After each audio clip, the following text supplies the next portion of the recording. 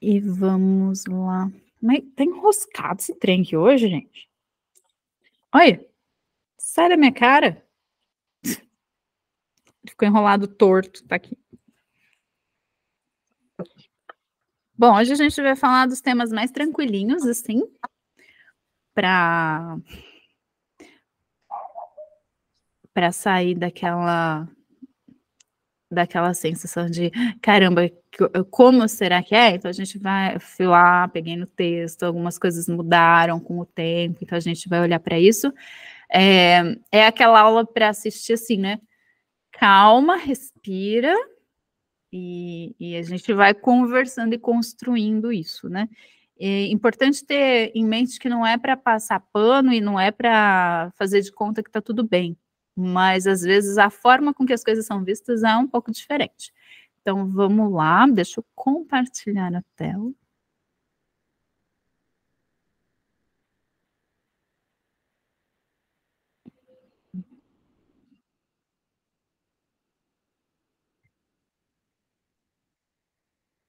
Nossa, ele atualizou.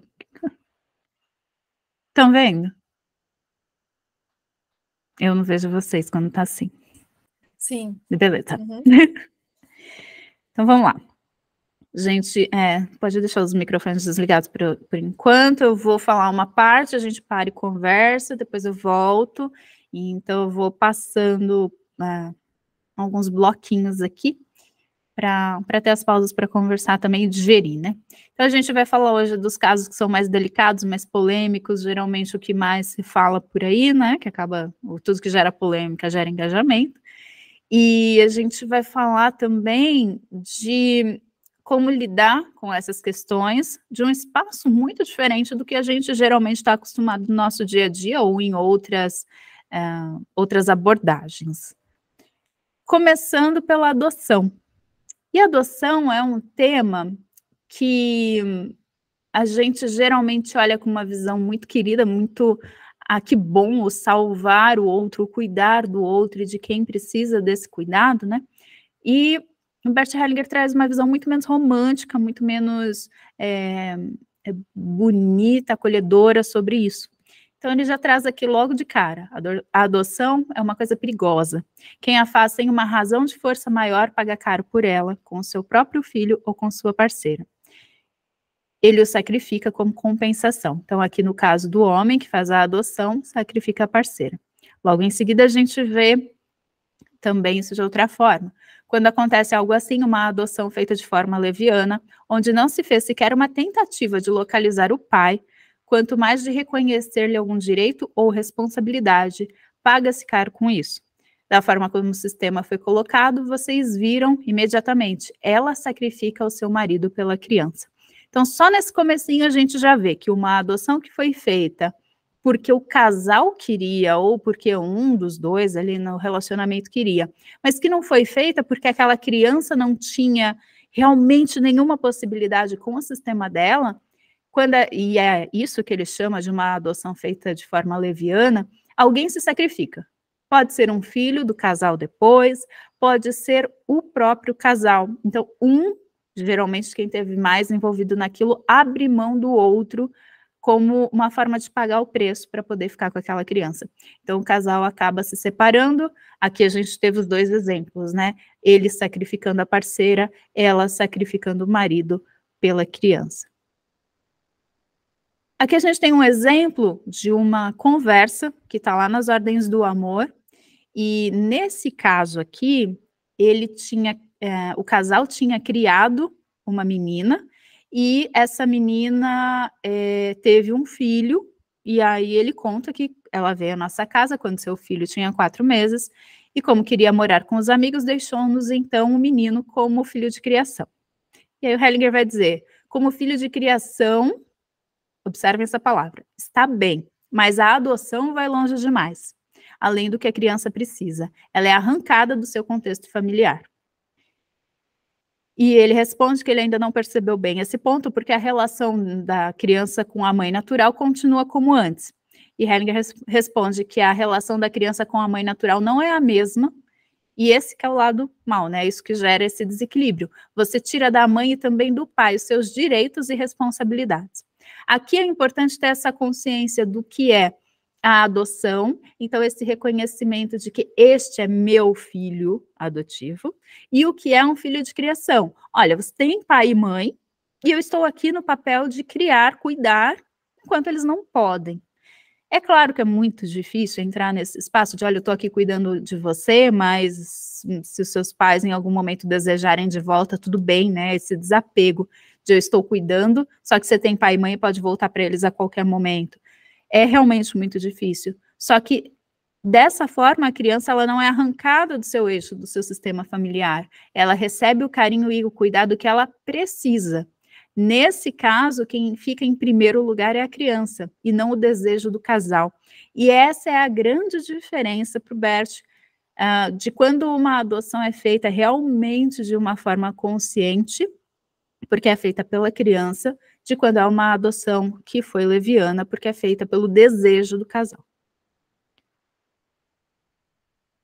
Aqui a gente está falando de uma mãe que entregou a criança, né? Essa mulher perdeu seus direitos. A mãe que entrega uma criança para ser adotada perde seus direitos. Direitos sobre a criança possui aqui apenas o pai e a família do pai, pois a criança não pertence somente ao pai, mas também à família dele, seus pais, irmãos e irmãs. A criança pertence à família e não apenas ao pai. É preciso levar isso em conta. Não basta procurar o pai da criança, é preciso procurar também os pais e os irmãos do pai. Com eles, a criança estará acolhida e, então, pertencerá a um sistema. A mãe abandonou. Seja mãe, seja pai, quem abandona perde o direito sobre o filho, porque foi ele que disse que, no caso aqui, ela que disse que não queria, né, aquela criança. Ela perde esse direito, o lado dela do sistema também perde.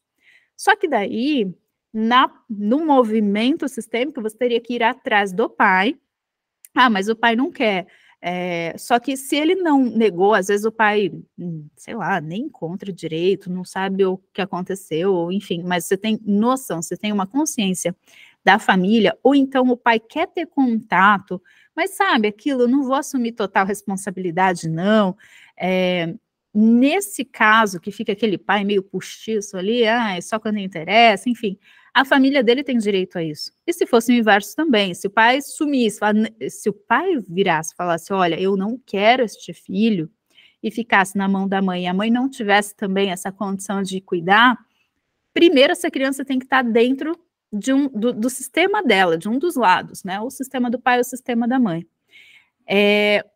Aquele que rejeita, então, e que diz eu não quero e vai embora, perde seus direitos, mas sempre considerando que metade daquela criança veio daquele pai, daquela mãe, não tem jeito, né? Continua sendo o pai biológico, perde o direito porque perde, se ela não assumiu a responsabilidade, em todos os parágrafos aqui nós vimos, né? São esses dois lados, o direito e a responsabilidade.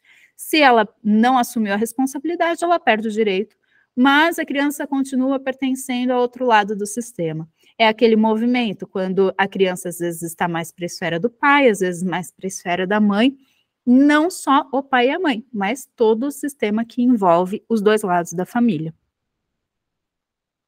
Quando os filhos não podem ser criados por seus próprios pais, a melhor alternativa serão provavelmente os avós. Estes, em geral, se aproximam mais das crianças. Se conseguirem atraí-las, quase sempre cuidam muito bem delas, e a devolução aos pais é bem mais fácil. Não havendo avós vivos, ou caso eles não possam assumir o encargo, a próxima escolha é usualmente uma tia ou um tio. A adoção é o último recurso e só deve ser cogitada quando ninguém da família está disponível. É importante preservar a criança dentro do sistema dela o máximo possível e sempre trazendo essa consciência. Você está sendo criado pelos seus avós, aqueles são seus pais. Você está sendo criada pelos seus tios, aqueles são seus pais. Porque ela precisa saber quem é pai e mãe biológico ali, e, ao mesmo tempo, ela continua pertencendo ao próprio sistema. Ela tem espaço para interagir, para conviver, para conhecer o seu sistema de origem.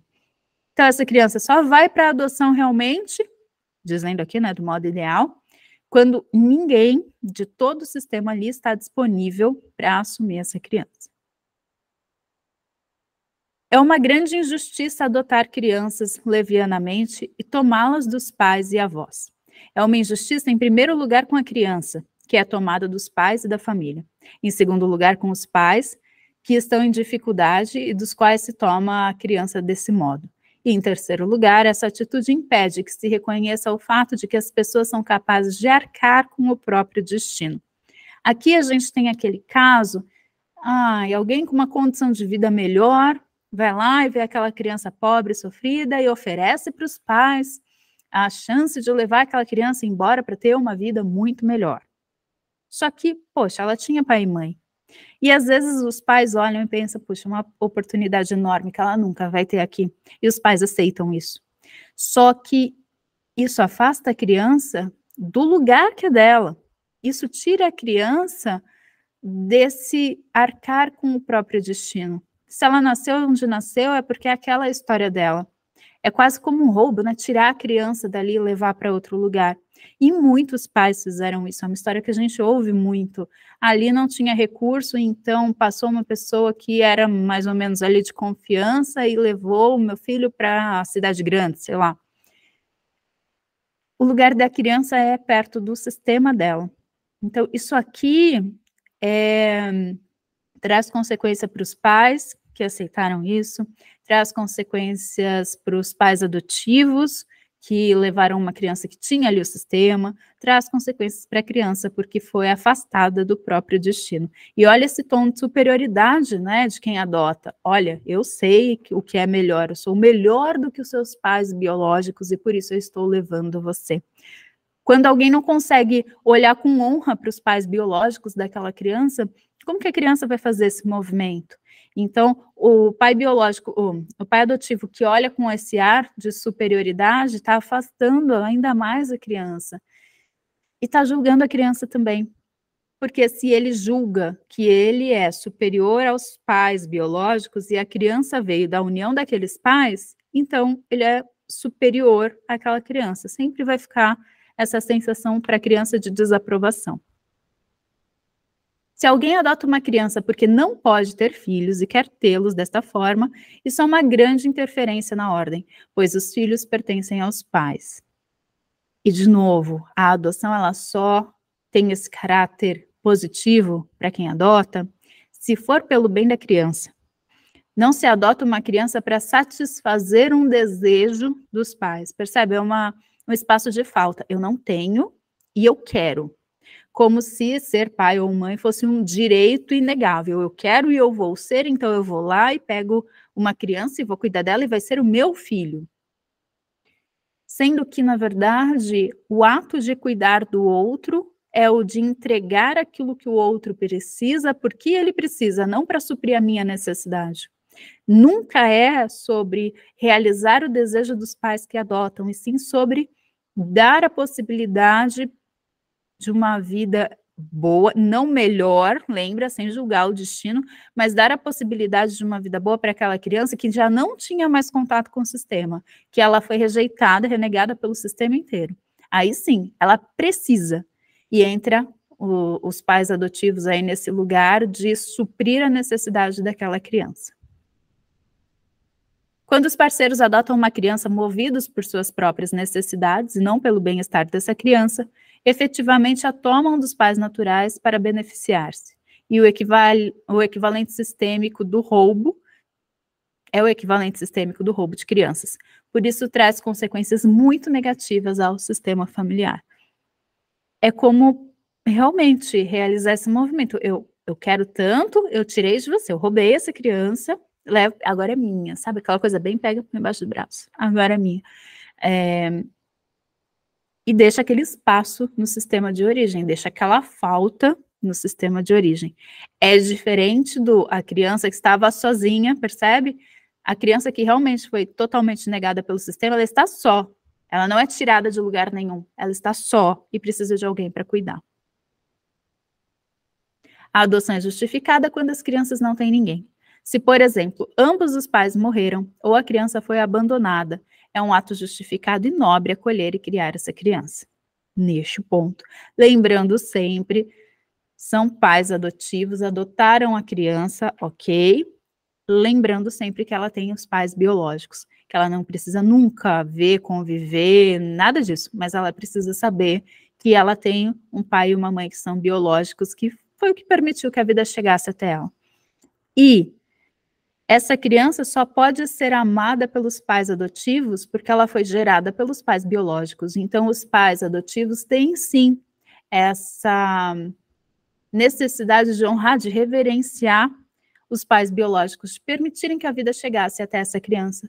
Senão, essa realização, essa comunhão ali desse novo, entre aspas, novo sistema, né, dessa família que foi construída a partir da adoção, porque a criança foi abandonada, ela só acontece porque os pais, primeiro, tiveram essa criança e, segundo, abandonaram, que também é uma escolha muito intensa.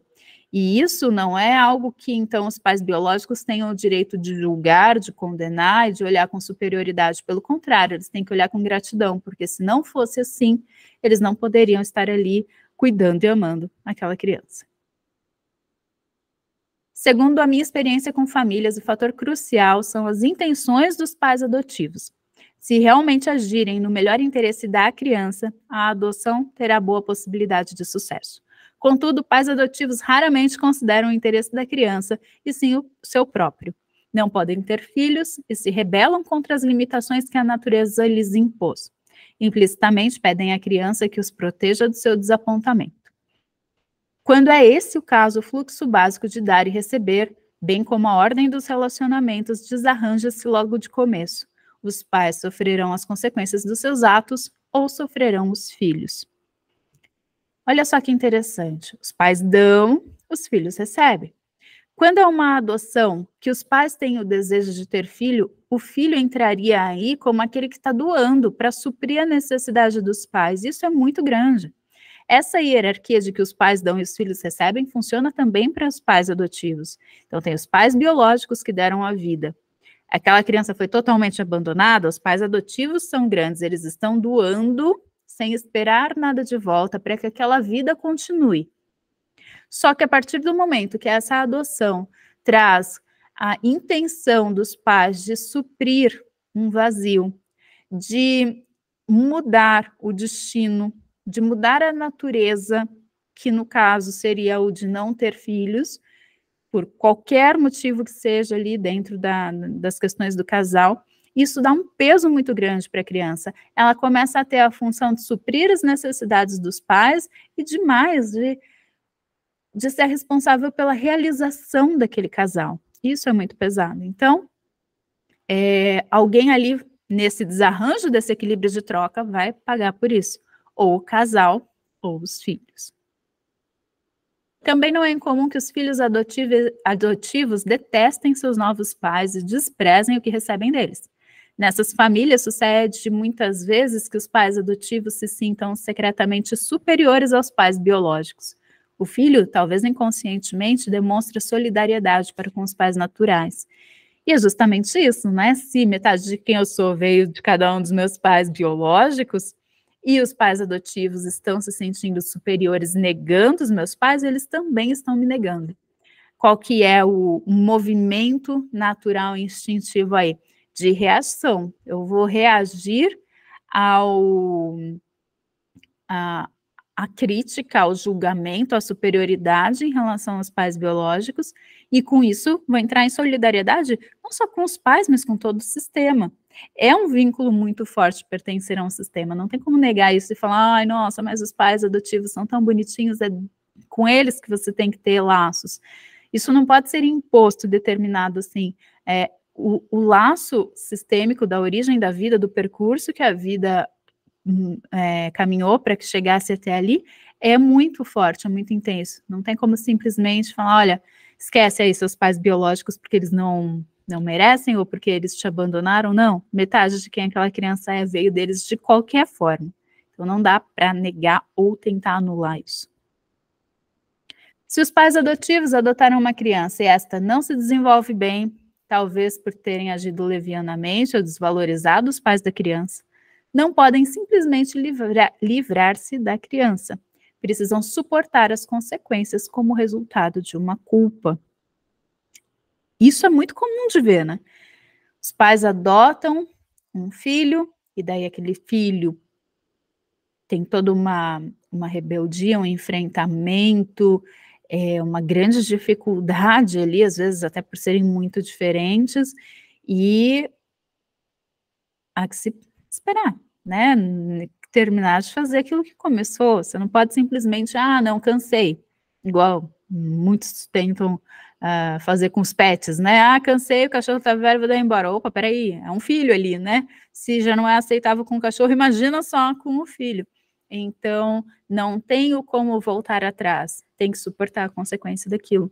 E isso, por isso que tem que ser tão bem pensado e tão bem trabalhado o motivo do porquê adotar uma criança, porque vai ter, sim, resultados que são importantes, impactantes e para a vida toda.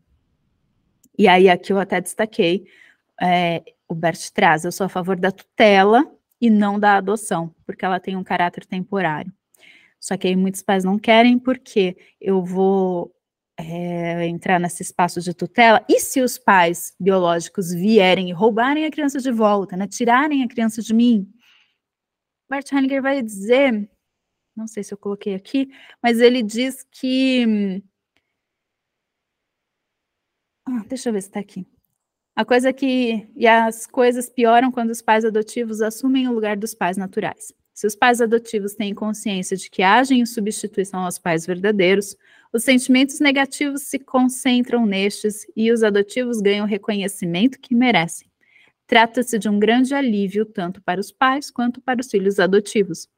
Quando os pais adotivos ou de criação agem no interesse da criança, eles têm consciência de que são meros substitutos ou representantes dos pais biológicos, a quem ajudam a realizar o que não estava a seu alcance. Eles desempenham um papel importante, mas na qualidade de pais adotivos, vem depois dos pais biológicos, não importa o que esses sejam ou tenham feito. Se essa ordem for respeitada, os filhos podem aceitar e respeitar os pais adotivos. É esse o ponto. Então, se os pais adotivos respeitam os pais biológicos e se colocam como substitutos, e olha só quanta honra aqui, né? Os seus pais não puderam cuidar, então eu estou suprindo algo que eles não deram conta de fazer, eu estou aqui por eles, no lugar deles, suprindo aquilo que você precisa. Pronto, só isso. Só que tem esse risco, né, esse medo de que vai que os pais biológicos, depois de um tempo, queiram a criança de volta. Mas aí sim, quando tem todo esse espaço de respeito, o filho também aceita e respeita esses pais adotivos que criam um vínculo muito profundo ali, e se isso é comprovado, né, com esse cuidado, com esse carinho, então dificilmente essa criança vai voltar para os pais biológicos. E se for do desejo da criança, mesmo assim, isso deve ser respeitado, porque era o papel de suprir a falta dos pais enquanto eles estavam ausentes, mas a criança continua pertencendo àquele sistema. Eu sei que é muito mais fácil de falar do que de fazer, mas é essa visão que seria do tutor, né, daquele que tem a guarda, que está cuidando ali, mas que não se coloca no lugar de pai ou de mãe, porque sabe, reconhece que a criança tem os pais biológicos. O ponto mais importante é que os pais adotivos conservem profundo respeito pelos pais naturais e deixem isso bastante claro para os filhos. Em muitos casos, melhor será que a criança adotada conserve o nome original para que esteja claro que houve uma adoção. Então, no lugar de colocar, é o meu filho com o meu nome, não. É a criança que eu estou cuidando, que eu, inclusive, dependendo do caso, adotei, mas ele tem a família dele, o nome dele, né? Eu estou adotando um ser que já vem inteiro, que já vem com registro ali, que já tem o seu sistema, estou cuidando deste ser que veio daquele sistema. Você mantém essa referência. E a questão aqui do padrasto, num segundo casamento, é óbvia. Se a mãe respeitar e reverenciar o pai natural, o filho não terá problemas. O mesmo se aplica à madrasta. Novamente, num segundo casamento, a criança continua tendo, seja o pai ou seja a mãe. Então, padrasto é padrasto, madrasta é madrasta. Não se coloca uma outra pessoa no lugar de pai ou de mãe. E muitas vezes acontece isso, né? Até mesmo de adotar, de colocar a criança como adotivo. A criança é da mãe, por exemplo, e coloca o padrasto como pai adotivo. E o Bert vai dizer que isso não é desejável. Isso jamais deve acontecer. que no segundo casamento sejam adotados os filhos do primeiro casamento ou de uma ligação anterior do parceiro. Isso é muito mal para as crianças e destrói a ordem. Cada um tem seu lugar. Então, de novo, padrasto, madrasta está ali para ajudar a cuidar, a criar e ser referência. E é lindo isso, né? Porque a pessoa que não tinha, entre aspas, aí, né, obrigação nenhuma de amar, escolhe estar ali por amor do casal e doando para a criança, sendo que não era o papel dela, mas que ela realmente escolhe estar ali por amor, não pelo vínculo sistêmico. E isso é muito grande. Geralmente a impressão que se tem na posição de filho é, caramba, né, se eu não digo que ele é meu pai, por exemplo, o padrasto, ele fica chateado. Mas, poxa, ele só pode ser essa referência porque essa criança existia, porque ela nasceu de um outro pai, e ele está se doando ainda mais.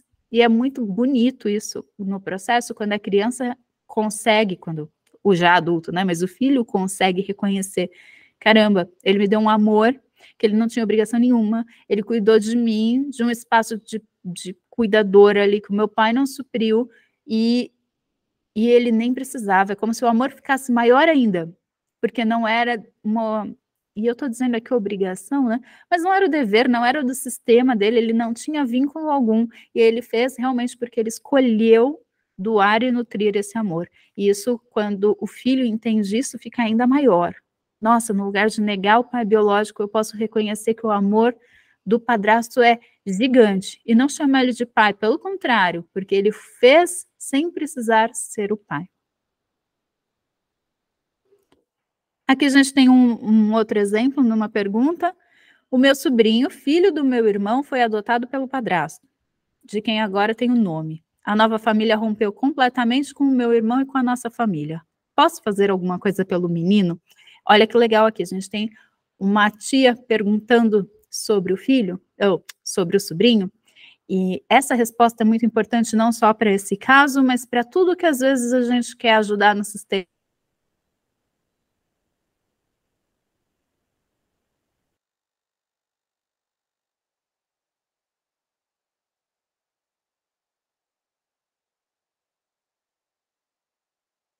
Uma oportunidade presente, então já está fazendo uma coisa de bom para o menino. Mas leva muitos anos até que surja essa oportunidade. Às vezes a gente quer fazer alguma coisa, gente, mas não é pai, mãe, irmão, é algo mais distante e vai ficando complicado, não sei como agir. Você age dando espaço no seu coração. E isso reverbera e cria espaço para que sim, isso se disponibilize lá na frente, né, como uma solução. Talvez um dia lá na frente a gente não sabe como essa oportunidade apareça, mas no momento você não pode se impor sobre o outro. A única coisa é dar espaço dentro de você. E é esse espaço no seu coração que abre espaço para mudança no sistema. Quando você não sabe como agir com alguém no sistema, só dá espaço. E espera que as coisas começam a se movimentar a partir dali. A pessoa já está incluída, né? Incluída através de você.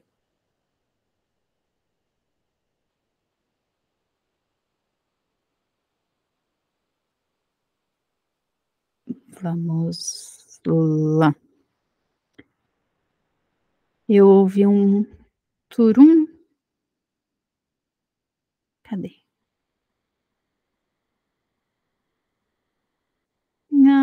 Eu achei que a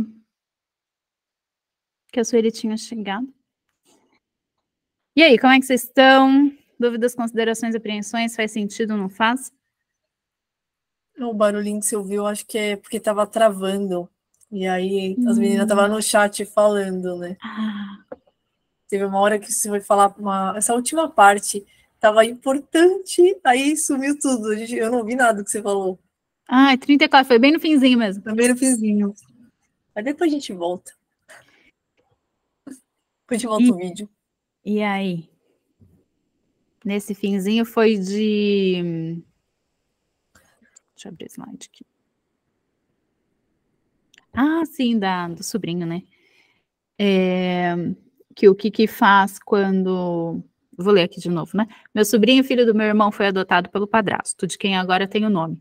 A nova família rompeu completamente com meu irmão e com a nossa família. Posso fazer alguma coisa pelo menino? Aí ele responde, no momento não. Quando você pergunta o que pode fazer por ele, há amor no seu coração. Se você deixar que esse sentimento floresça e ao mesmo tempo resistir à tentação de agir até que uma boa oportunidade se apresente, então já estará fazendo alguma coisa de bom para o menino. Talvez leve muitos anos até que surja essa oportunidade. Isso a gente usa muito na prática mesmo de quem está estudando, porque várias vezes a gente vai ver situações, cara, eu queria ajudar, como é que eu vou ajudar? Eu não sei o que eu vou fazer, eu não posso chegar lá e me meter e falar. Então, o começo do movimento é esse, é dar espaço dentro da gente, incluir isso, incluir a história, incluir a pessoa aqui, e deixar isso reverberar, né? A gente muitas vezes não precisa agir de imediato, e é ter essa paciência de esperar o momento certo para agir.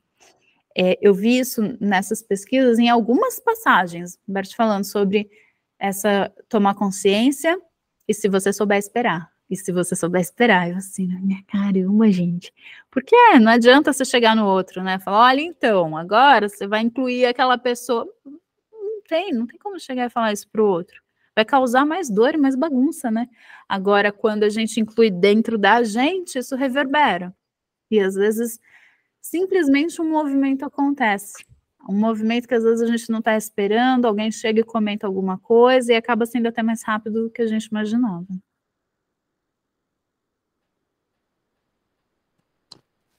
Ô, Priscila, eu fiquei com uma dúvida aí, né?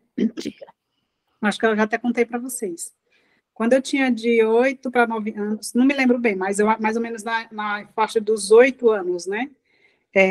Meus pais me deram, né? Eu e alguns outros dos meus irmãos, para a gente morar com uma família, porque eles tinham recursos assim para sustentar a gente, né? Teve uma seca bem tremenda mesmo assim lá onde a gente morava e meus pais eu imagino, né? Eu nunca conversei com meu pai para saber realmente o porquê que eles deram, mas na minha cabeça o que aconteceu foi isso, porque não só foi eu que eles deram, né?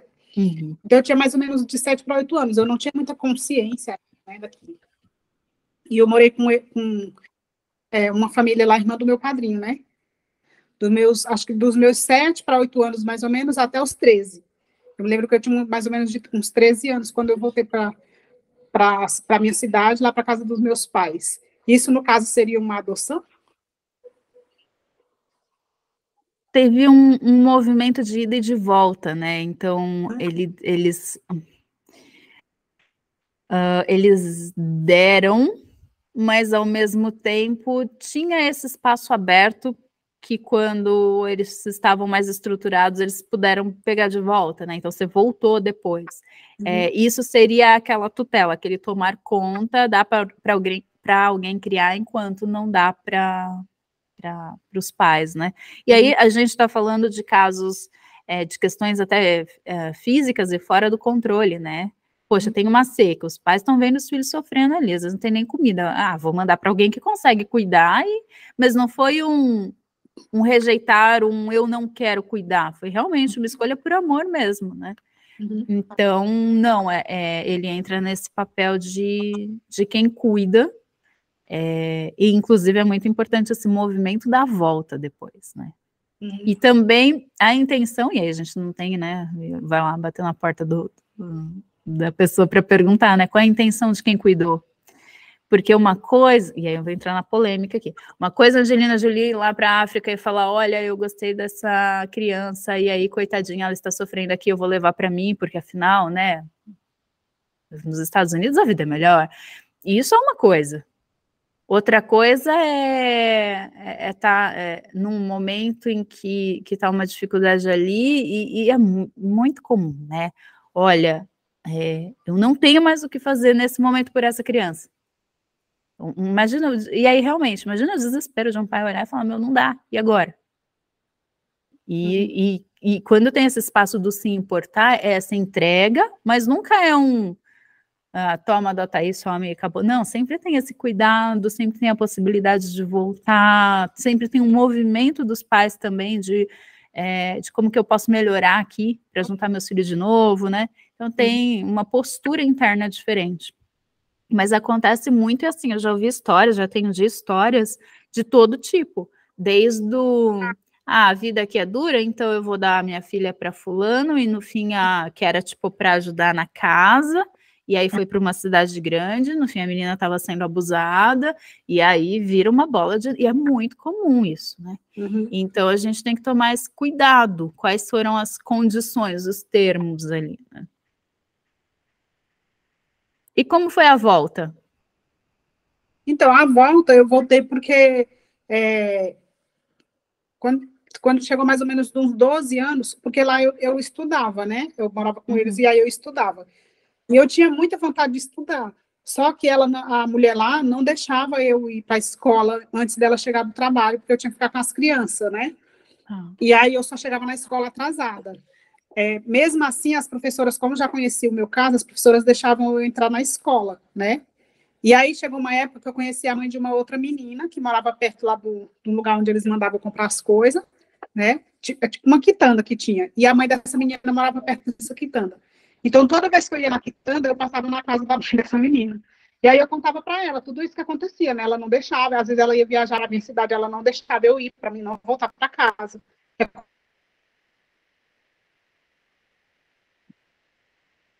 Como se ela não quisesse que eu voltasse para minha casa, entendeu? E aí eu comecei a contar para a mãe dessa menina o que acontecia.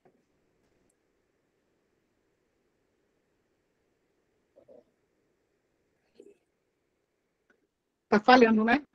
Tá travando um pouco aqui, tá travando para vocês? Tá. Eu ouvi até a parte de que você... agora eu tô. Você Vocês tá? estão me ouvindo?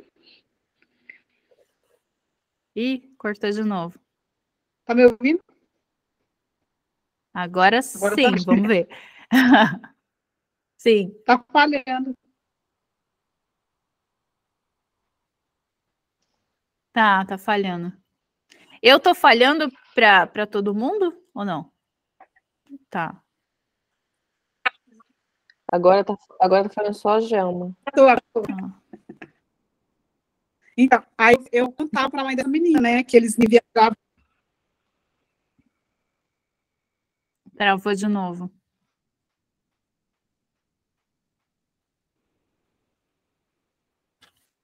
Agora mas eu não tô travando para as meninas. É você, Gelma. Tá travando o seu. É o meu? Tá parando até a imagem. Então, aí o que acontece? Toda vez que eles iam viajar para minha cidade, ela me deixava na casa de alguém. E ela falava para minha mãe que eu não queria ir. Só que não era verdade. E aí eu comecei a contar para a mãe dessa outra menina, né? Aí quando foi uma época, ela pegou e falou que era para mim começar a prestar atenção, né? Quando ela fosse viajar, para mim falar para ela que se ela não me levasse, que ela ia me roubar para me fugir, né? E me mandar para minha cidade. Aí ela me explicou tudo, me disse como que era para me fazer, para ela não achar que eu ia embora, né? Aí ela falou que não era para me levar roupa, as coisas que eu tinha, coisa. Tanto que eu fui só com um pouquinho de roupa mesmo. Não levei nada do que eu tinha, né? E aí foi quando eu cheguei lá, a primeira coisa que eu falei para minha mãe, que eu não queria mais voltar. E aí ela ficou com raiva de mim. Porque na hora que eu cheguei, que eu vi a minha mãe, eu não falei para ela que eu não queria mais voltar. E aí eu não soltei mais, não larguei mais. E aí eu não voltei, né? E aí, de lá para cá, nunca mais eu vi eles. E como foi a sua mãe? Não vi mais. Ah, nunca mais. Não, então, a minha mãe me levou para casa e pronto. Olha a cara que ela conta, que bonitinha, gente. Minha mãe me levou e pronto.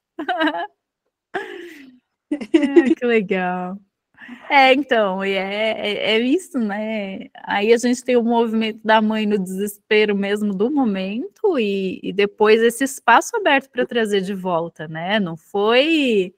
E ela nem estava sabendo o que estava acontecendo. Então, quem estava em desordem aí é a pessoa que estava cuidando de você, né? E é justamente olhando nesse contexto quem teria... A gente não sabe com o tempo o que acontece, né? Mas quem teria a consequência disso, porque a culpa de afastar você da mãe era dela naquele momento. Né? Então, isso legal. Fugir de casa para voltar para casa, né? Eu nunca conversei com a mãe nesse sentido, né? De saber por que a gente foi, porque na época foi eu e minha irmã, Eu lembro que foi a minha irmã mais velha, um dos meus irmãos também foi para algum lugar. Tá? Eu lembro que a minha irmã mais velha ficou num colégio agrícola, parece. Depois a minha irmã me contou o quanto tempo que ela ficou lá, ela aprendeu várias coisas lá nesse colégio, né? Depois ela voltou para casa, ela voltou antes de mim. Só que quando eu cheguei em casa, ela já não estava mais, porque aí ela já trabalhava para fora, assim, para se sustentar também, para conseguir as coisas, né? Então a gente começou a ter muito essa vida independente cedo, né? De se virar mesmo, sabe? E o meu irmão mais velho também, quando eu cheguei, ele já estava aqui em São Paulo. Acho que os dois irmãos mais velhos, o meu estava aqui em São Paulo já. E aí eu não, quando eu cheguei lá, ela já tinha os outros mais novos, né? Que eu não vi o processo assim do nascimento, de crescer junto com eles também, porque aí depois eu já fui para a cidade também para trabalhar também, para me virar. Então eu não tive muita convivência com os meus irmãos assim, em termos da gente conversar. Eu vim ter depois de grande mesmo. De criança, não. Então teve um desligamento, querendo ou não, né? Sim, sim. Que daí a gente pode chamar daquele movimento de amor interrompido, né? Quando a criança vai e aí o pai ou a mãe não tá ali. Que acontecem casos assim, que acontece quando, por exemplo, a mãe fica muito tempo com uma criança, com um dos irmãos no hospital, e a outra criança fica em casa, se sente abandonada. Então são esses gaps, esses períodos da vida que a criança fica afastada pelos motivos que, né, apareceram. E aí fica essa sensação de que teve uma lacuna realmente na criação e no amor, né?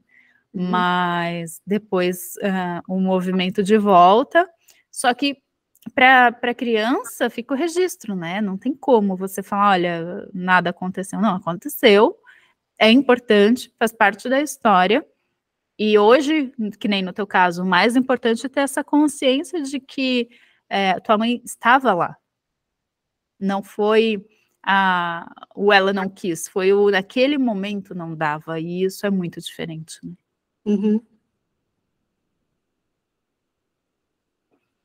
Muito bom. Tudo bem do resto? Ô, Pri, Diga. eu conheço uma história também de uma moça que adotou e a filha se revoltou contra ela. E acontece. É meio que uma questão da mãe achar que ela que a filha tem que seguir o que ela quer. E essa pessoa é uma pessoa que é envolvida na constelação. Ela fez, as duas, inclusive, fizeram curso. Só que a impressão que eu tenho é que essa mãe está num lugar, tipo, de como se ela quisesse se redimir da culpa. Tipo assim, ó, hoje eu descubro tudo que a constelação é, só que eu errei. E aí hoje eu quero me redimir, só que a minha filha não tem a mesma visão que eu, e ela quer seguir a vida dela do jeito dela, e eu como mãe julgo muito ela por achar que ela tem que fazer o que eu quero. Eu sei que elas vivem meio que num pé de guerra, e a mãe até coloca que a filha é narcisista e tudo e tal. E aí eu fico pensando, né, até que ponto realmente ela é? Ou será que a mãe tem esses traços e não consegue enxergar que a filha pode ter liberdade, e porque ela não saiu da mãe, então, tipo assim, ela não tem características daquela mãe e daquele pai. Ela tem outro DNA e outro tudo, né? Mesmo que não foi criado pelos pais, mas a gente sabe que carrega. Então, a visão dela interna é outra. Sim. Né? E eu percebo que essa filha quer seguir a vida de uma forma diferente dos pais, e a mãe, tipo assim, diz que abriu mão, mas você vê que tem muito julgamento. E ainda entra numa questão que, tipo assim, o que a mãe tá incomodada? Que o namorado da filha, agora que ela saiu de casa, essa menina. Tá grande, crescido. Saiu de casa porque não aguenta mais ser pressionada pela mãe, quer viver a vida dela do jeito dela. E o que eu escuto dessa mãe é que, tipo assim, eles vão viver uma vida humilde. Eu falo, sério? Não deixa. Tipo assim, ei, a filha cresceu e foi viver a vida, deixa ela viver a vida dela. Né? Então, assim, é muito complicado mesmo essa questão. E olha só a superioridade, porque para ela ter dito isso, provavelmente ela já julgou, não sei as condições, se ela conheceu o pai da menina ou não, já julgou a família inteira da menina lá no começo. É uma treta horrorosa. De tipo, parece que a mãe tentou assassinar ou assassinou o pai dela e abandonou essa criança no orfanato. Ela tem família. Hoje a menina tem contato com a mãe dela e com a avó. Só que ela não consegue acolher essa mãe, e a mãe adotiva pressiona ela para que ela acolha essa mãe. Tipo, a mãe adotiva, ela não aceita que a filha não aceite a mãe, entendeu? Cara, que emaranhado sensacional. Ela meio que quer obrigar a filha a aceitar, ela não quer deixar, tipo, ela acolher por si só. E aí eu acho que fica pior, porque fica uma guerra com as duas mães, né? Aqui a gente vai até ver daqui a pouco, uma parte são os raros momentos que o Bert fala de exclusão do sistema em casos de crimes graves e de, tipo, vai ser ameaça a matar alguém, você não tem mais o direito de estar ali. Tem suas controvérsias, porque depois entra nesse de todos têm lugar e ninguém pode ser excluído, mesmo nesses casos. Mas uma coisa é o não ser excluído no sentido de não é minha mãe, não, é a mãe, mas daí para conviver, para ter contato, para, aspas, perdoar, e que não nem seria perdoar, não, gente, sabe? Eu acho que essa linha que a gente tem que tomar muito cuidado. Reconhecer que aquela pessoa faz parte é uma coisa, se submeter ao convívio com aquilo é outra. Olha uma bunda. Ah, não é um pescoço. Uma parte do gato passando.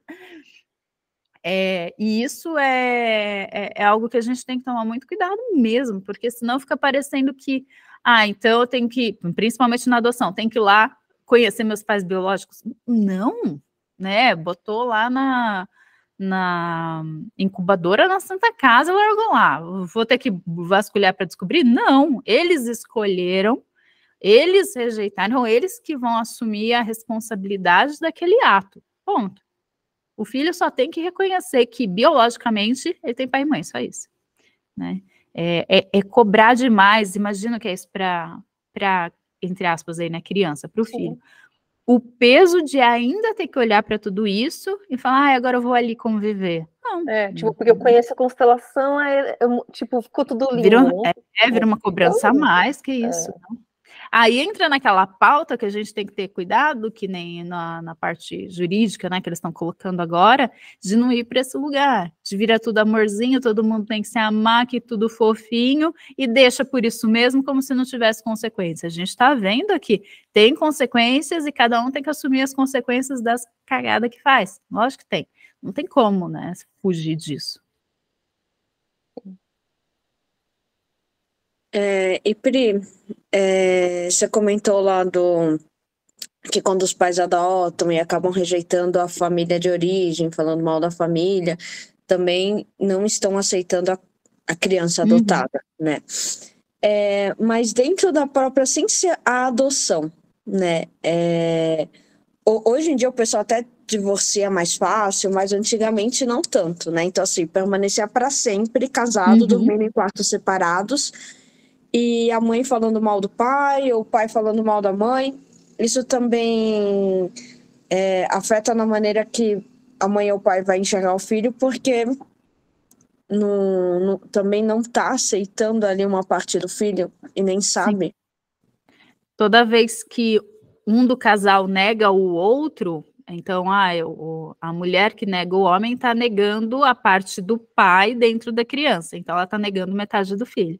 E é nesses movimentos que acaba muitas vezes a criança se sentindo rejeitada por um lado, tomando partido do outro, e fica ali no meio, e ela também acaba negando essas partes dentro dela.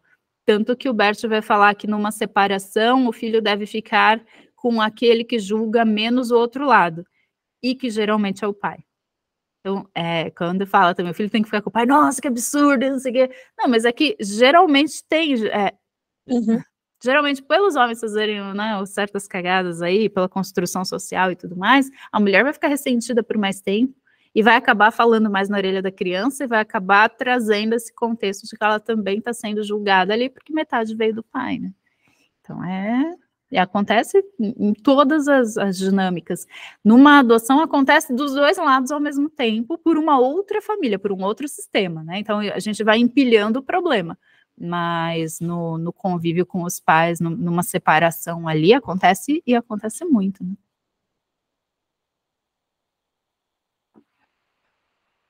Bora para a próxima parte?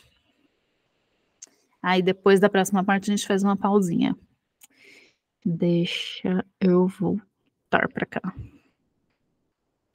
Falando em polêmica, depois tem que falar da Larissa Manoela, então, hein? Ai, meu Deus do céu. Olha, eu fiquei olhando, falei, vou fazer post disso, eu fiquei olhando, nossa, mas do quê, né? Vamos lá, vamos falar. Acho justo. Então, vamos falar mal dos outros, vamos fofocar, que é legal. O pior não é a outra, acho justo, justíssimo. Pois na mídia, né, o problema dela.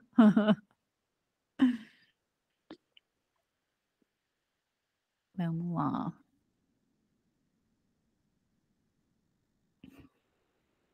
Outro tema bem tranquilo, vamos falar de aborto.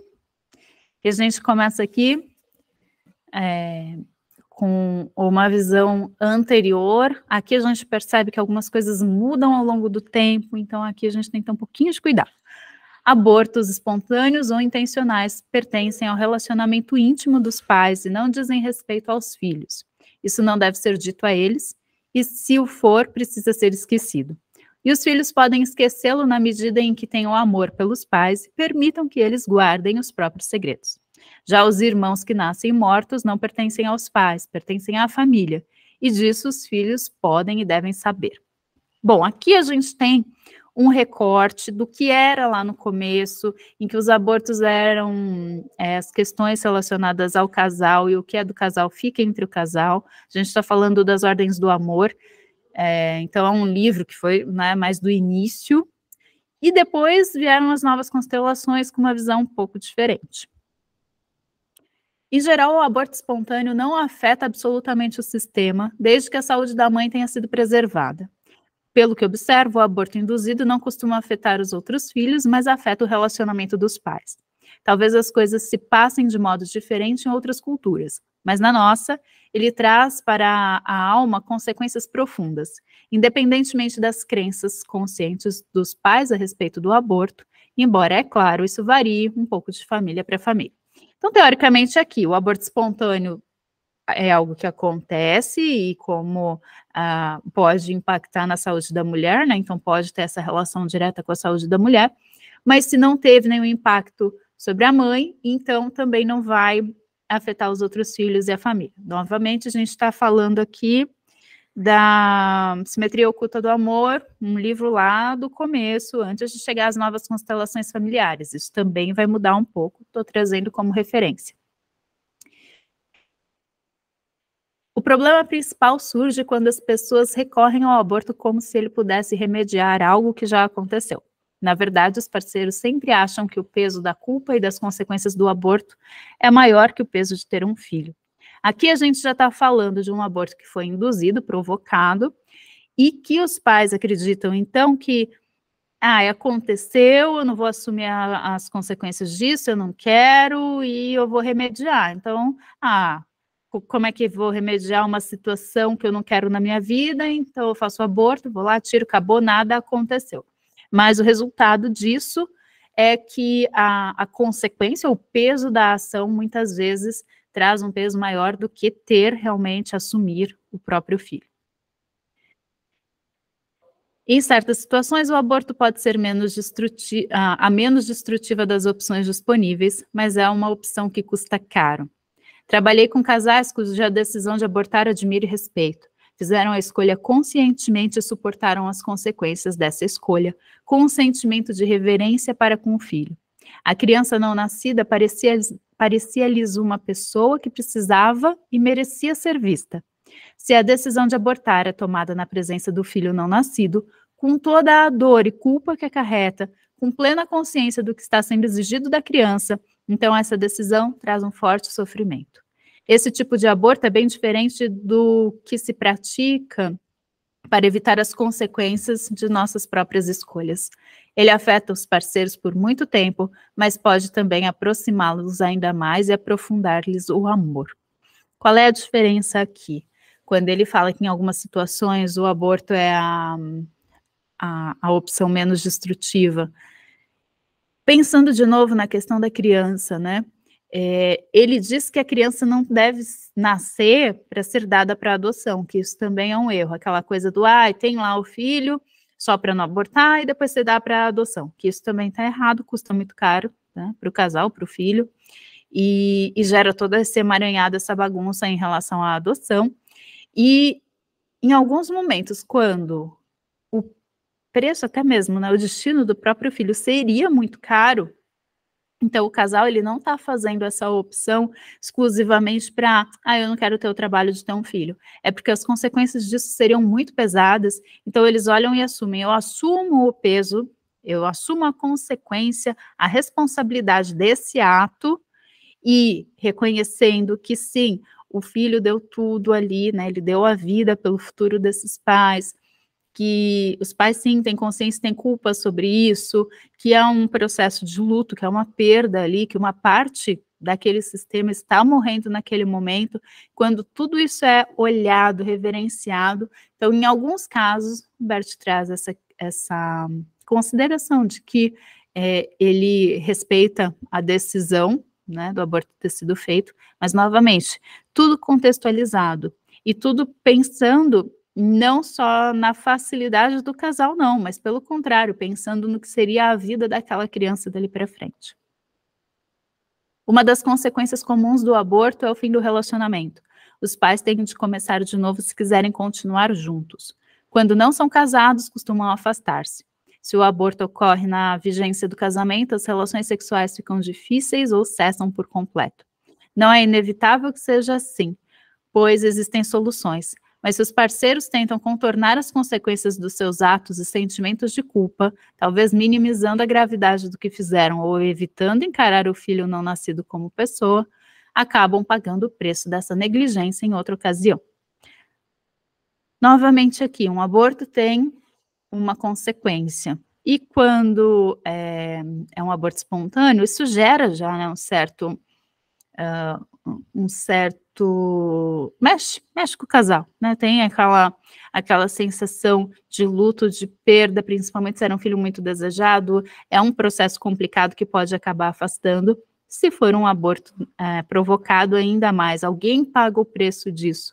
E geralmente quem paga o preço disso? Ou um filho, que venha depois, mas geralmente de imediato, né, em pouquíssimo tempo, o próprio casal paga esse preço. Não dá para manter o laço, não dá para manter a intimidade, o contato, depois de algo assim que não foi devidamente trabalhado, que nem no primeiro caso, né, pensando no filho e sim pensando no casal.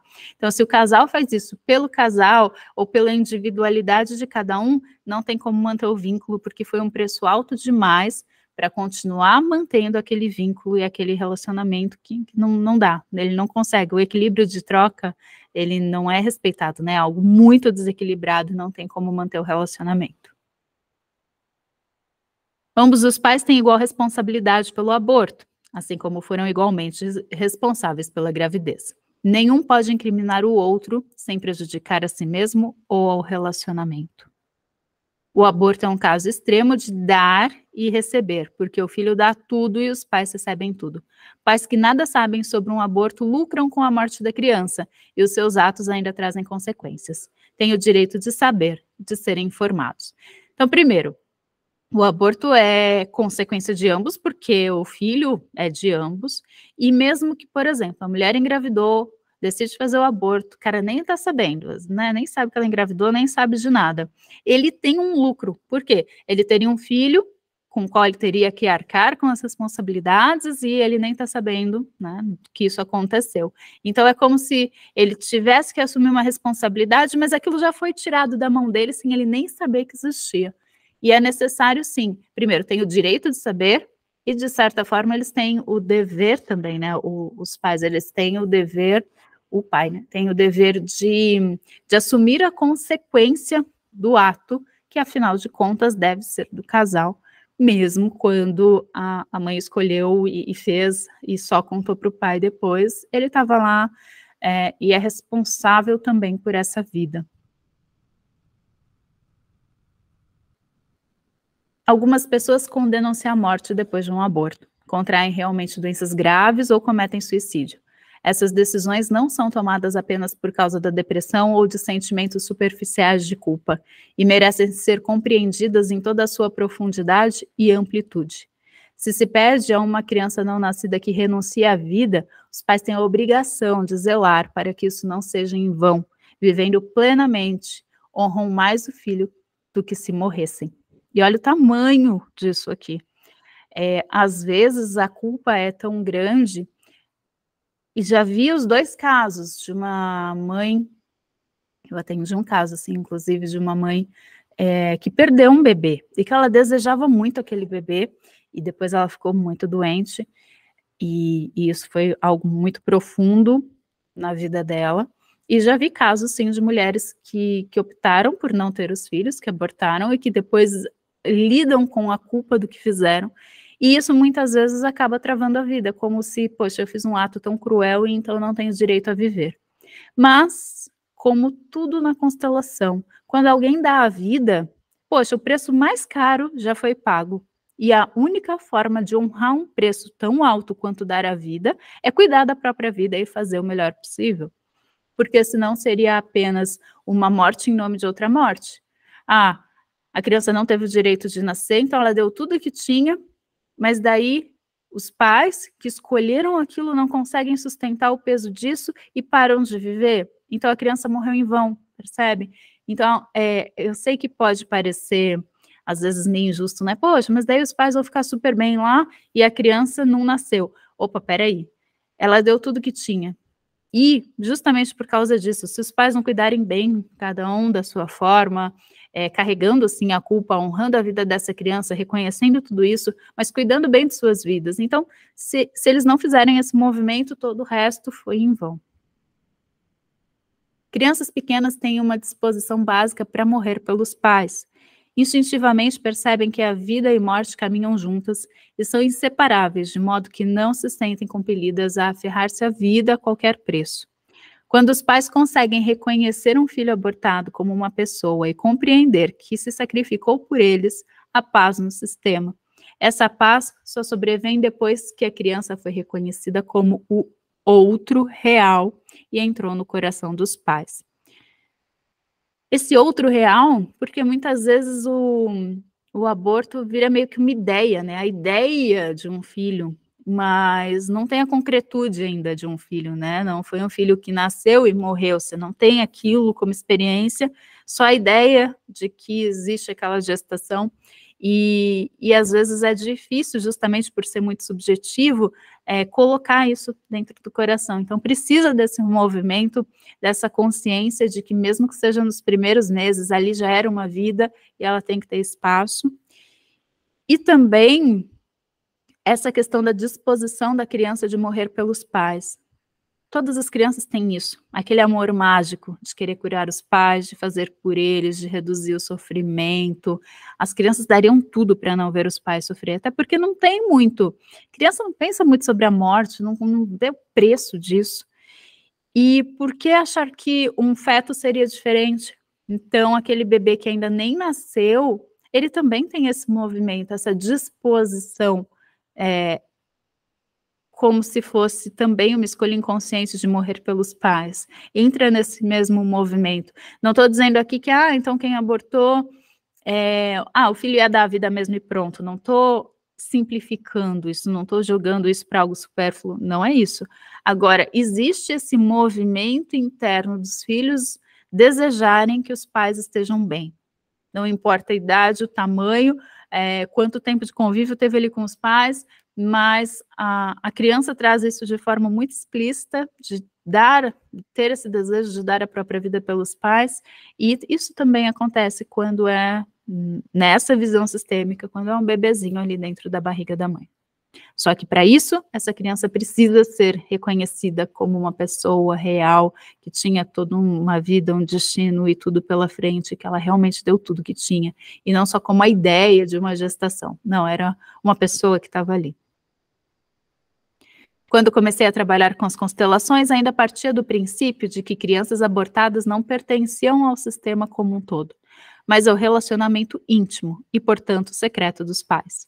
Por isso, na época, supus que também não se devia falar aos próprios filhos de um aborto. Aqui a gente já está falando do meu trabalho Minha Vida, biografia, que é a obra mais recente do Bert Hellinger. Então, aqui, depois de todo o caminho de trabalho dele, ele olha para isso, para o formato como ele via isso, e ele reconsidera. Então, sobretudo graças ao trabalho de Sophie, minha segunda esposa, que desenvolveu as constelações familiares até chegar às novas constelações, foi possível reconhecer que as crianças abortadas devem ser levadas em conta no sistema familiar. Aqui, então, entre aquele momento em que a criança ela deve ser levada em consideração porque ela faz parte da contagem ali dos irmãos, toda aquela estrutura de precedência que a gente falou na última aula.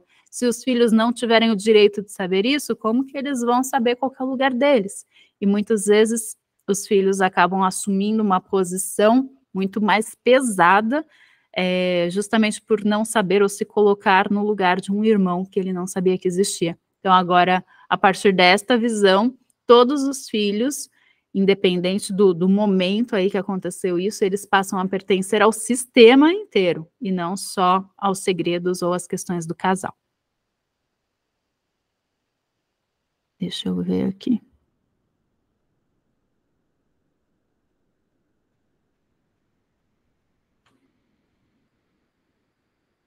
Ué. Entrou? Não. A Sueli pediu autorização. Mas não entrou. Eu acho que se ela entrar... Aí, entrou. Oi? Tá me ouvindo, Sueli? Boa noite, cheguei. Boa noite. Boa noite.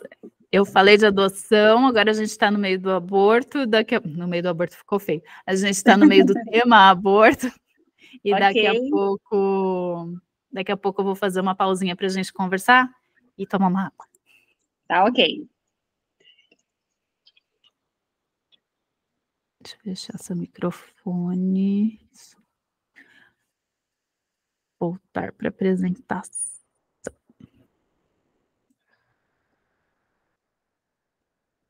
Okay. Então, eu digo aqui, logo no início de minhas argumentações sobre o aborto, algo que escandalizará muitos. No sistema familiar, o aborto é sentido como um assassinato no nível do inconsciente. Que a gente tem, então, justamente, de novo, reforçando essa consciência. Era uma pessoa, era uma vida que estava ali e que foi tirada. Quando uma mulher, por exemplo, sofre 2 abortos e em seguida tem o primeiro filho, no nível do inconsciente, esse entrará no lugar em vez do terceiro na hierarquia dos irmãos. Se não souber das crianças abortadas. Por conseguinte, essa criança passará a vida sob forte pressão. Lembra aquela pressão de, caramba, eu sou o terceiro, mas nesse momento eu tô achando que eu sou o irmão mais velho. O irmão mais velho tem um papel ali em cima, né, de colocar essa referência do que é ser o mais velho. Então, é uma pressão muito grande que a criança não está dando conta de suportar, porque, na verdade, ela não é o mais velho, ela é o terceiro. Com frequência, se sentirá responsável por tudo e acreditará que tem de realizar muitas coisas. Contudo, apesar dos seus intensos esforços, não terá o merecido sucesso. Então, aqui, o que isso tem relação com o parágrafo de cima, falando do assassinato, né? Porque a gente tem que olhar e considerar, era uma pessoa que perdeu a vida. E independente do momento do desenvolvimento dessa pessoa. Por isso que é vista como um assassinato e ele tem que ser contado, né? Ele tem que fazer parte do seu lugar dentro dos irmãos. Aqui a gente tem mais alguns temas que são mais atuais, não tem muita coisa sobre isso nos livros, revirei de ponta cabeça, mas a gente encontra pouquíssima coisa sobre inseminação e fertilização e o que fazer com os embriões também, né? A gente vai falar um pouquinho sobre isso em algumas passagens ali, mas é um material que é um tema cada vez muito atual, né? E você não tem tanta referência assim. Não do Bert diretamente, né? Então, aqui, inseminação artificial. Entra numa pergunta também nesse caso, está lá no Simetria Oculta do Amor, em que a mulher conta que o marido não podia ter filho, que ela queria ter filho, então eles aceitaram que ela usaria o sêmen de um outro homem. E aí ele responde, se usarem o sêmen de outro homem, ultrapassarão as fronteiras de seu relacionamento e correrão o risco de se separar. De qualquer maneira, o relacionamento deles já estava ameaçado. Sei que muitas pessoas afirmam que isso não tem importância, mas minhas observações são diferentes.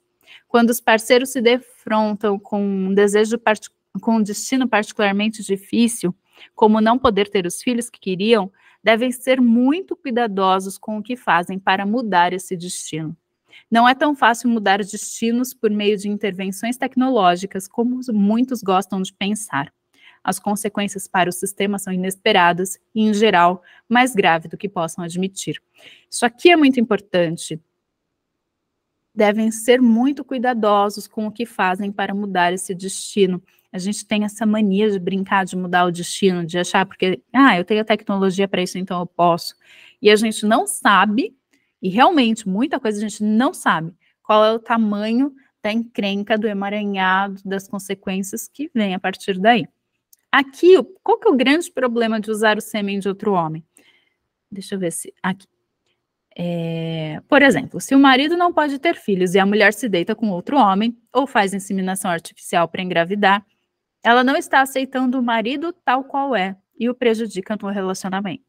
Se desejar manter a parceria, andará bem em aceitá-lo, inclusive com as suas limitações. De outro modo, irá separar-se dele e sofrer todas as consequências que isso traz. É quase como o ponto entre escolher o relacionamento do jeito que é, né? A gente não pode negar a realidade, então eu não tenho um marido do jeito que eu quero. Eu tenho um marido que é. E, ao mesmo tempo, aceitar o destino disso, a consequência disso, e escolher entre o marido e ter um filho. Em outras passagens, o Bert traz muito isso. Se um dos lados não pode ter um filho, isso é um peso muito grande para o relacionamento. Isso é exigir do outro abrir mão também. E ali, sim, de repente, o relacionamento pode acabar, se o outro lado quer muito ter filho. Mas isso aqui não é uma saída. Por quê? Se a gente for lembrar de umas aulas lá atrás, quando alguém do casal, o homem ou a mulher, mas tem filho com outra pessoa, aquele sistema inicial, né, o primeiro sistema do casal, ele já deixa de existir. O novo sistema, o sistema atual é o que gerou o filho. E o sistema atual que gerou o filho tem precedência sobre o anterior. Portanto, o anterior ele tem que acabar, porque o sistema que está funcionando agora é esse da relação que gerou o filho. Então, nesse caso, a mulher teria um sistema formado com o doador, seja por inseminação, seja da forma que for, mas essa mulher teria gerado um novo sistema com o doador do sêmen, e o sistema seria ela, o doador e o filho. E algo extremamente delicado aí, a criança também. Já atendi um caso assim, a criança fica também sem referência. Quem é meu pai? Mas o pai é o marido da mãe. Não, não é. E aí explicar isso é ainda mais delicado, porque eu não sei quem é teu pai, o teu pai foi um doador, mas 50% de quem você é veio dele. Este teu pai que você conhece é o pai que te criou, entende? E ali é um espaço cada vez mais delicado, porque quando a gente fala de abandonar, o pai não está presente, mas você sabe da pessoa ali, né? Teve um contato, teve um encontro, que, como diz o Bert, todos os encontros entre casais são por amor, mesmo que seja de uma noite. Agora, nesse caso, você tem um encontro só com o material genético, e mesmo assim forma um sistema com ele. Então, é algo que tem que ser feito, ou não tem que ser feito, né? Mas é algo que se tem que ter muito cuidado e a consciência das possíveis consequências. Fertilização in vitro, então. Aqui eu não encontrei nada nos livros e encontrei algumas referências na internet de uma conferência que ele fez no México, em algumas transcrições ali, mas assim, de anotações, não tem nada realmente publicado sobre. Em um processo como descrevestes, nesse caso a mulher perguntou o que ela deveria fazer, né, com os outros embriões viáveis. Em um processo como o que descrevestes, no qual vários óvulos são fecundados e uns são escolhidos e os demais têm que morrer, todos pertencem da mesma maneira. Isso não é uma afirmação minha. O temos visto em trabalhos de constelações. E esta situação tem um alcance muito amplo sobre a mãe e o filho. Por outro lado, eu não condeno, porque seja como for, um filho vive também a este preço. E é uma situação especial e um desafio especial para essa criatura. Então, pode rejeitar isso e ignorá-lo e se converte em menos. Ou pode incluir a todos os demais e então se faz mais. Nesse contexto aqui, o casal se preserva, né? A gente tem ali pai e mãe, continua sendo pai e mãe, continua sendo aquele casal, só que eles não conseguiram gerar o bebê de forma natural, então fizeram essa fertilização in vitro para depois implantar esse embrião. Só que geralmente implanta 1 ou 2 e você tem lá mais 10 embriões que ficam congelados. Bom, os embriões congelados também são vida. E aí, isso é uma questão, uma discussão ética gigantesca, né, dentro da medicina, de um modo geral. Só que se esses embriões que eles não foram inseminados, né, eles não vieram a se tornar bebês, eles precisam ser incluídos, então tem que se considerar na lista de irmãos, vamos supor, esses 10 embriões também. Agora, o casal se manteve, porque é dos dois, e o filho que nascer, ele deve a vida dele a todos esses outros irmãos que não tiveram a chance de nascer.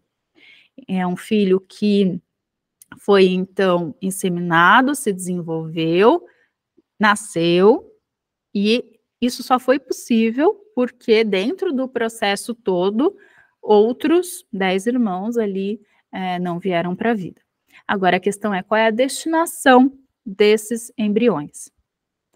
E a dúvida da mãe era justamente essa, se ela descartava, se ela doava para estudos ou se ela doava para um outro casal.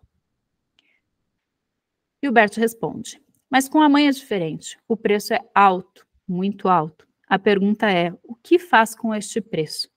O paga, convertendo-se em menos, por exemplo, castigando-se a si mesma? Que seria aqui praticamente para um aborto, né?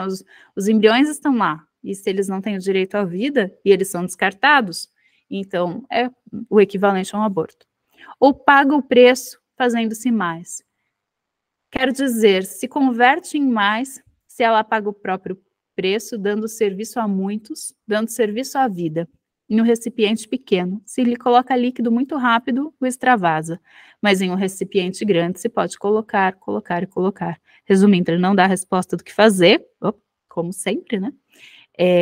Mas ele traz aqui que se você vai para esse espaço de menos, não cuida da própria vida, não cuida desse filho, a gente pode expandir muito o que é esse menos, né?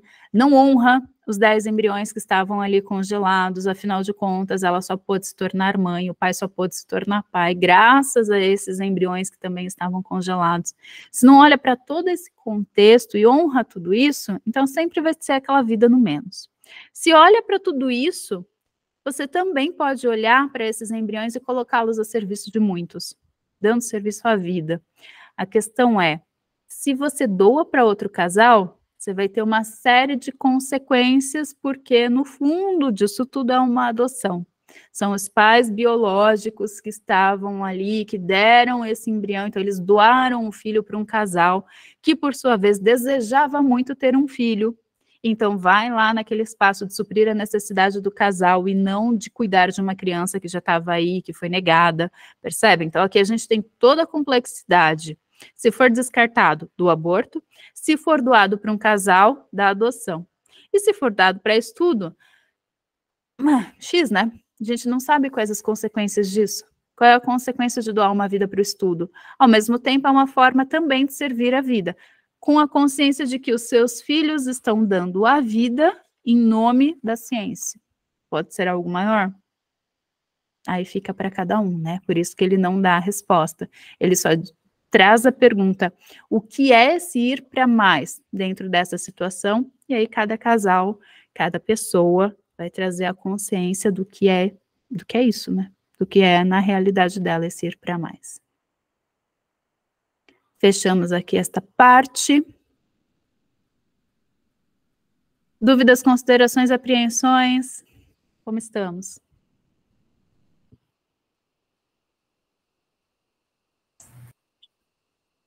Bem delicado mesmo, né?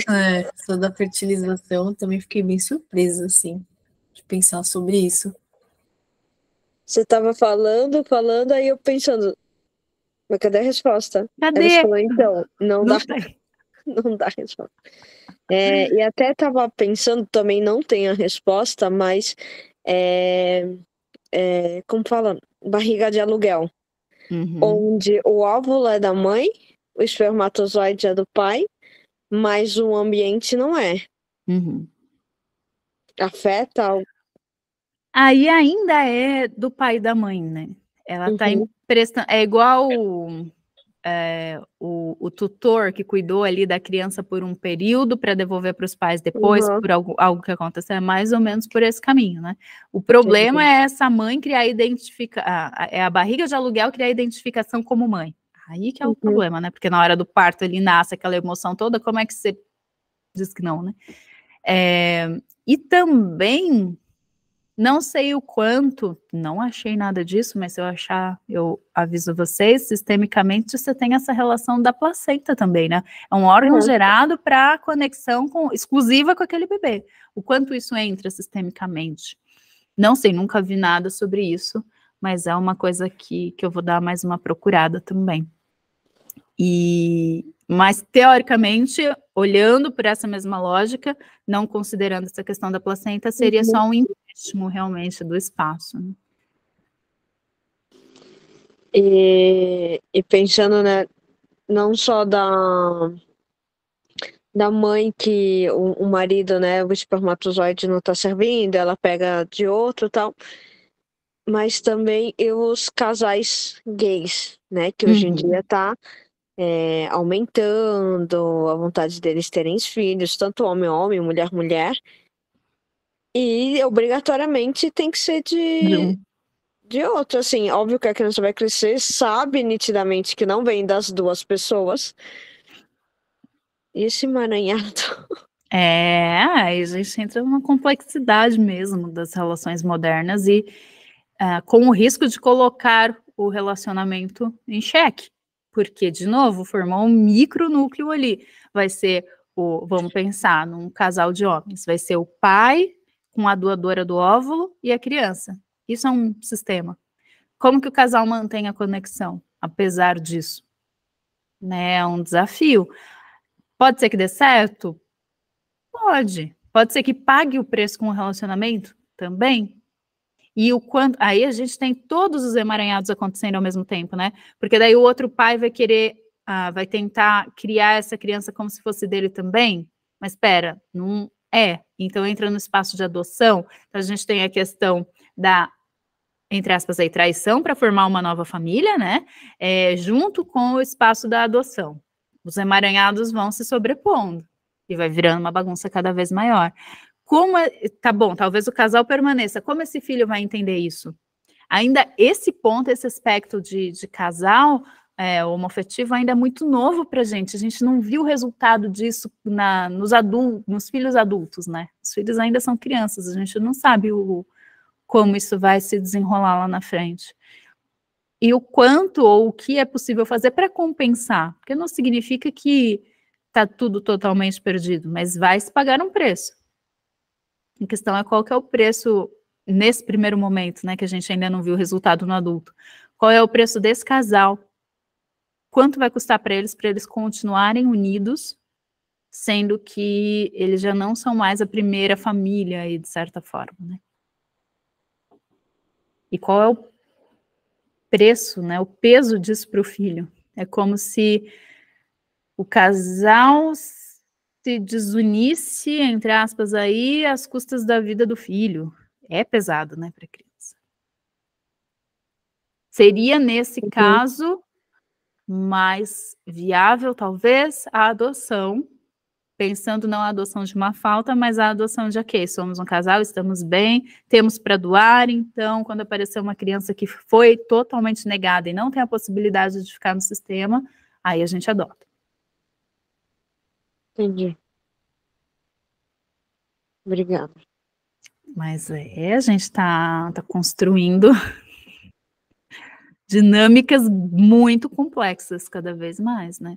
Eu tive no curso de psicanálise que eu fiz também um módulo só sobre ética relacionado a esse tipo de situação. E aí? O que é ético ou não? O que é ético na seleção genética ou não? Porque daí a gente começa a ter um exemplo que o meu professor trouxe ali, uma família de pequenos. E aí, dentro dessa família de pequenos, eles queriam selecionar geneticamente um filho que também fosse pequeno. Então, ele estava, de certa forma, condenando o filho a uma condição, porque aquele sistema funcionava, mesma coisa, uma família de surdos. A comunicação deles era de uma outra forma, então eles achavam que se a criança não fosse surda, ela ia ter um certo afastamento do sistema. Então, eles queriam fazer a seleção genética para que a criança tivesse a mesma condição que eles. E aí, né, a gente pode intervir até que ponto isso, né? O outro dia eu li, não sei nem se é real, né, no Instagram, acho que alguém me enviou. Uma mãe, né, que o filho morreu jovem, e acho que ele tinha espermatozoide, sei lá. Só sei que a notícia era tipo, não sei se você viu, que a mãe tava fazendo um neto, né? Um filho do filho. Fazendo um neto, sim. Tipo, o pai nem sabe, o cara nunca virou pai. Virou, assim, pai depois que morreu, como assim? Tipo assim, é uma confusão mesmo só na cabeça. E o que seria ainda mais Não, gente, o ser humano tá brincando de ser Deus agora. Muito, é surreal. É surreal, é perigoso, e não mede as consequências, e é por um egoísmo. Gente, qual que é a função? Vamos lá, eu não tenho mais um filho, mas eu quero ter um neto dele. É extremamente desrespeitoso, inclusive, né? Como que você impõe isso a alguém que nem tá aqui mais para responder? E como você impõe isso a uma criança? De novo, ela tá vindo de um espaço de uma falta muito grande. A falta do filho. Ela vai projetar isso no neto? Coitado do neto, né? Tipo, pra mim, Pri, tá fazendo cada vez mais sentido uma frase que o Bert fala, não sei em qual livro dele, que tipo, a ordem precede o amor, e é isso. Porque em nome do amor se enfia muitos pés pelas mãos, e como esse sentimento é muito lindo, fica tudo muito um pouco mais invalidado, mas aí você vê que, tipo assim, tá virando uma loucura. Sim. E quando a gente fala disso, é credo, não, que absurdo, ou então, mas você não tem, tipo, uma empatia, opa, peraí, você não tem empatia com a criança, né? É muito delicado, muito delicado.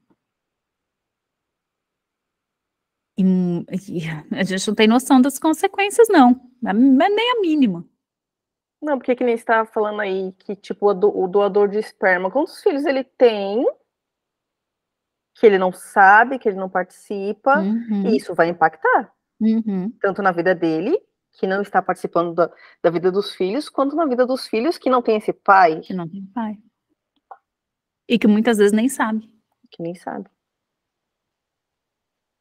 É isso. Esse é um caso, tem um rapaz que eu conheço ele bem assim, um pouco de longe, né? Mas ele chegou a uma época de assumir que ele era gay, tal, né? E arrumou um outro companheiro lá, e aí eles adotaram 2 meninos, né? E adotar um, só que aí, como os 2 eram irmãos, aí pegou os 2, né? Adotaram os 2. Passado um tempo, não sei se ele separou do outro, lá não sei o que aconteceu, ele foi fazer uma viagem, engravidou uma moça, né? E aí teve uma menina. Aí eu fico imaginando a cabeça dessas 2 crianças, que já não vem deles, né? Aí houve uma separação dele, que se assume que é gay, ao mesmo tempo, daqui a pouco ele engravida uma mulher, e aí como é que fica a cabeça dessas crianças? Né? Os 2 que ele adotou já é adolescente agora, né? Então, aí você fica imaginando a cabeça, né, dessas crianças, como que cresce e o emaranhado que fica, né, no sistema. E aqui a gente tem 2 coisas separadas, né? O como é que fica a cabeça da criança, provavelmente ficaria bem se não tivesse a sociedade em volta. Porque, de uma forma ou de outra, supondo que essas crianças não tinham acesso ao sistema delas e que elas realmente precisavam de alguém para cuidar delas, poxa, foi bacana, eles, inclusive, adotaram os 2 juntos. Isso é uma coisa que o Bert também diz, né? Que, de preferência, manter a família unida, e que quando tem alguém disposto a adotar um só, tem que olhar e investigar isso. Por que está disposto a adotar um só? Não está pensando no bem do filho como sistema. Então, tentar preservar os irmãos juntos. Agora, então, se fosse olhar só por aí, e aí fazendo um recorte, a gente não sabe, né, o contexto, até porque se o casal terminou, provavelmente essa adoção não foi tão tranquila assim. Mas beleza. Agora, a questão tem um peso da sociedade, tanto pelo casal gay, quanto pelo casal separado, quanto pelo homem que então não é gay, é bi. E aí vira, né, isso é muito mais difícil para a criança de entender, porque a sociedade vai trazer essa questão moral junto. Agora, quando ele vai lá e engravida uma mulher, ele traz ali um sistema. Então, o sistema é ele, essa mulher e o filho. Beleza. Só que os filhos anteriores têm precedência. Só que os filhos anteriores, quer dizer, tem precedência até ele ter o filho, né? Então, os filhos anteriores têm que entrar na contagem dele de filho. Só que não são filhos de verdade, biologicamente falando. Então, ele tem um filho que é o primeiro biológico, 2 adotados que a gente não sabe as circunstâncias. Esse é o problema do emaranhado. E aí, essas crianças vão ficar com quem agora? Tem o direito a quem? Você tem o casal que se separou, e aí, com qual dos dois? Será que um dos dois realmente tem direito a essas crianças? Elas foram cuidadas porque elas não tinham como? Ou elas foram, de certa forma, tiradas de algum outro sistema? Então, é um emaranhado gigante também. E fica essa coisa meio sem posição, né? São 2 filhos, mas, na verdade, ele teve a mais velha dele agora. A primeira, né? O primeiro, não sei. Mas o primeiro filho agora. Então, e é nisso que a gente está começando a atuar agora. Porque antes, eu sempre brinco, né? Os emaranhados era de assassinato por causa de briga de cerca. Hoje em dia, é esse nível de detalhe, esse tipo de coisa que ainda está aparecendo falando dos filhos pequenos, mas que daqui a 10 anos a gente vai ter essas crianças já adultas colhendo as consequências disso e vindo constelar. E aí, gente, o papel do constelador é catar toda essa bagunça, essa galera, esses emaranhados, botar no coração sem julgar e falar, nossa, essa foi a vida e o destino deles. Vamos lá botar na melhor ordem possível, né? Porque chega num lugar aí que já nem tem qual que é a precedência, sei lá qual que é. Vamos ver o que aparece durante a constelação. E vocês precisam ter isso muito tranquilo dentro de vocês. Muito. E por isso que a base tem que estar forte, a base teórica. Tá bom, os pais biológicos têm que estar ali. Eles fazem parte. Isso a gente tem que enfiar aí de algum jeito, né? Ter essa tranquilidade de incluir as pessoas, ter essa tranquilidade de não julgar. Pô, mas a história é um absurdo. Tá bom. Deixa o eu achando que é um absurdo aqui do ladinho. Vamos olhar só a história. Isso é um exercício, assim, diário pra gente. Porque vai aparecer muita coisa, e que principalmente essa questão dos embriões, para mim é algo que me pega muito. Porque, cara, faz o quê? E daí? E não é nem no meu caso, assim, pelo moralismo de que, começou a vida e não pode. Não, tudo bem, tira essa parte. Olha só o embrião. Se é uma vida, e eu não estou julgando que está certo, que está errado, quando é uma vida. Tá, eu descartei, e aí? Isso vai pesar para aquela família, cara. Não tem como, não. E não porque tá certo ou porque tá errado, é porque era uma vida que acabou. Tá bom, então vamos... O quê? Doar, sabe? É uma coisa muito sem saída. E realmente, cada um assumindo a responsabilidade por suas escolhas. Agora, que nem nesse caso do casal, ele teve outra filha, agora como que esses dois vão assumir a responsabilidade pela adoção? Sei lá em que espaço que eles vão conseguir organizar isso. E é disso que a gente tem que falar, é isso que a gente tem que olhar. E vamos supor, daqui a alguns anos, atendi um desses irmãos. O que tem que ter? Pai e mãe biológico, os 2 tutores.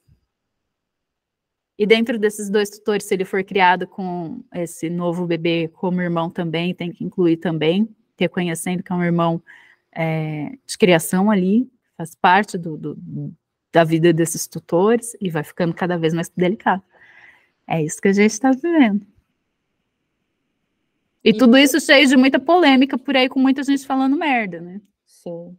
E de pensar que enquanto você não tem essa consciência com questão aos embriões, já dá para já dá para ficar um peso. Imagina quando essas pessoas que têm esses embriões tiverem essa consciência, como que eles vão ficar com a mente deles?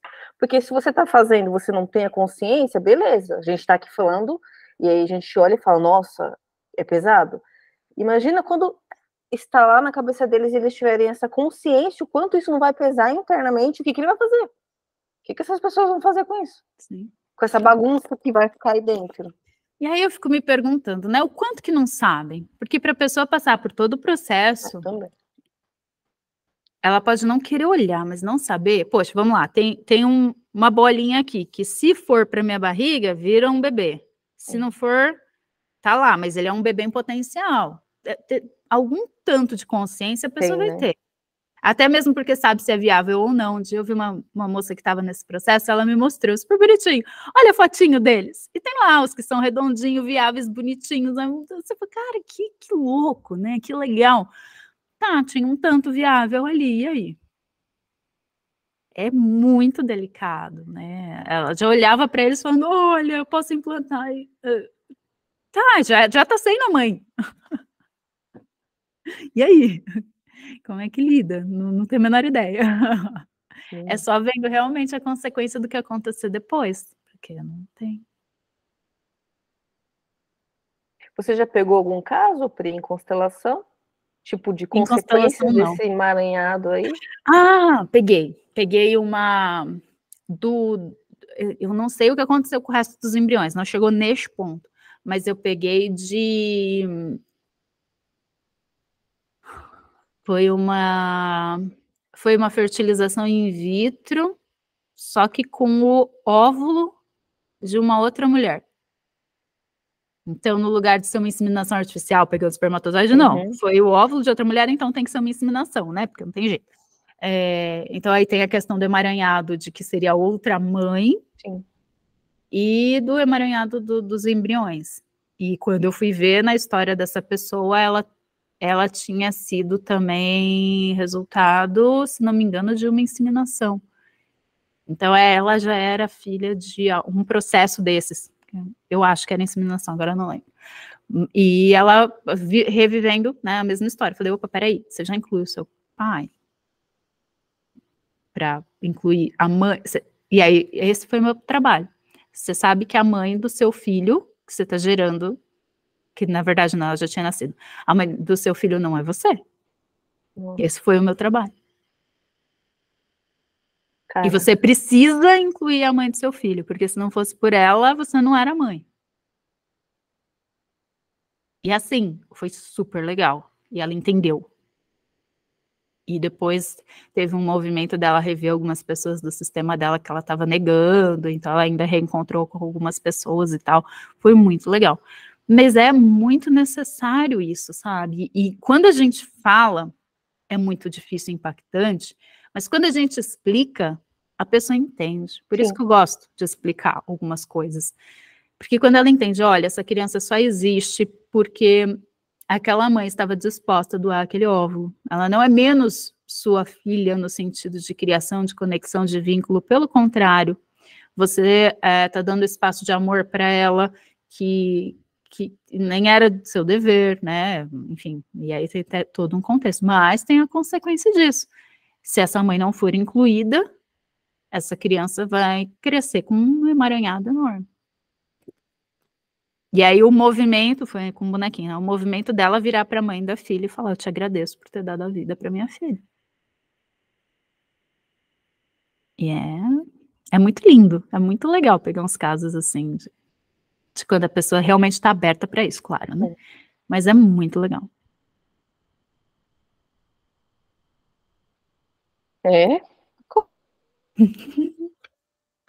Dá uma pausa. Deixa eu ver. 15 minutos? Então a gente volta às 9. Às 9, beleza.